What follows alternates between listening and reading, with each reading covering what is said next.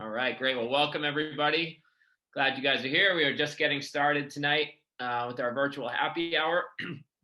We have our good friend and business partner, Bob Melone, joining us tonight with Radius Financial Group, mortgage lender extraordinaire, very much. And Bob's here to just share with us some information about mortgage lending and current market we're in and rates, and basically answer some questions that you guys may have. So we will turn it over to Bob to get started. And now that Corey's back, he can take the lead too.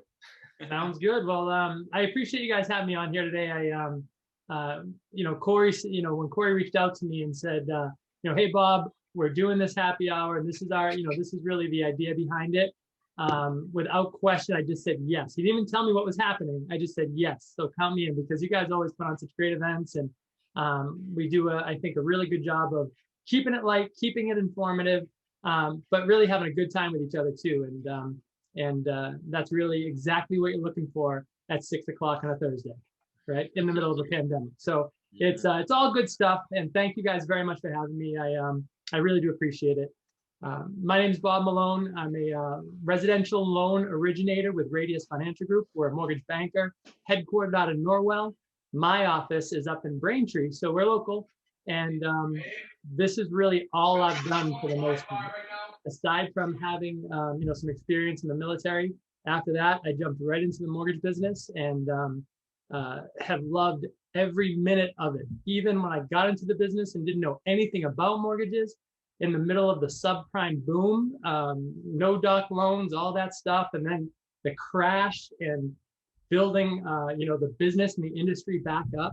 All of those things are things that I just love so much about it. And even now, the chaotic environment that we're in now, it's always changing. So it's just something that I love, and I love serving our clients at a high level. I love working with clients who come to me not knowing a thing about mortgages, not knowing a thing about home buying, not really believing that they can be approved for a mortgage, thinking that home ownership is something that just happens to everybody else. I come from a long line of renters, and I think I'll be a renter my entire life until I let people know that you can buy a house in our area and you don't need 20% down on that $400,000-$500,000 home. You need 3% down, or maybe sometimes 5, or no money down, and it's a fixed rate mortgage, so the payment won't change, that sort of thing.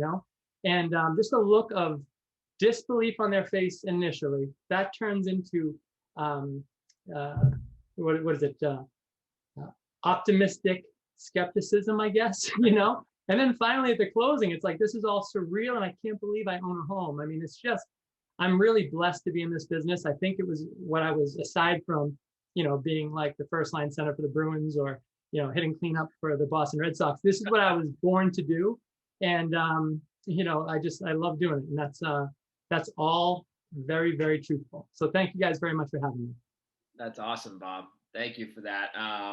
Bob, maybe we could talk a little bit just about what's going on in the market right now. I'm not sure if everyone's familiar, but the real estate market is just it's busy, but it's kind of a different kind of busy. There's not a lot of homes available. There's a lot of buyers out there mainly because interest rates have been at historic lows. So maybe just if you could talk a little bit about that, and what's been going on with rates, kind of the trends you've been seeing, kind of what you think what we might be looking at going into the spring. Sure. So really with, since really almost just about a year ago when COVID first started, maybe a year and a few weeks ago, we saw here in the United States, our 30-year fixed rate drop, like a brick, right? And after the initial probably 1 point drop, rates continued to drop through the year, maybe another half a point, to get to the point where, maybe the average 30-year fixed rate, probably around Labor Day of last year, maybe even through October, was around 2.625 with no points. Government loans even down to like in the low twos. It was just, it was crazy. So what we saw was, what the industry saw was just a huge wave of volume that the industry was in no way ready to handle, both in regards to employees, underwriters, actually the number of underwriters being able to underwrite loans to, we were also, the industry was also dealing with the same thing that everybody on this call was dealing with too, where we have to work from home, we can't come into the office, and so we had to figure all of those things out, and oh yeah, still make our lock dates, our commitment dates, our closing dates, all of that, so it was just crazy, and I'm a glutton for punishment, so I ate it all up. I loved it, and now we're seeing a different kind of volatility too, really, because since the election, which was, the way that the election went down, I think, a lot of people were surprised that the Democrats have, the three chambers of, in Congress there between the House and the Senate and the executive branch, right? And that just led to skepticism, or not skepticism, but some thoughts that maybe some social programs that the Democrats might roll out through, like maybe some of the the new relief program, the $1.9 trillion stimulus package that was just passed, that could lead to inflation. In addition, it looks like the mass vaccination centers, the mass vaccine push that we're seeing now is actually gaining some traction. And that's going to hopefully open up our economy a bit. Those two things are really fanning the flames of inflation. And inflation is really what drives up interest rates. So in the last, really since the election, we've seen rates probably jump almost a full point. We're in the low to mid threes, depending on the program, and for a 30-year fix, and which are great rates. But when they happen that quickly, it just adds to some shock into the system too. But the business is always changing, like yours, Mark. The real estate environment's always changing, and we have to adapt to those changes. And it's no different here with when interest rates are, acting like, GameStop stock,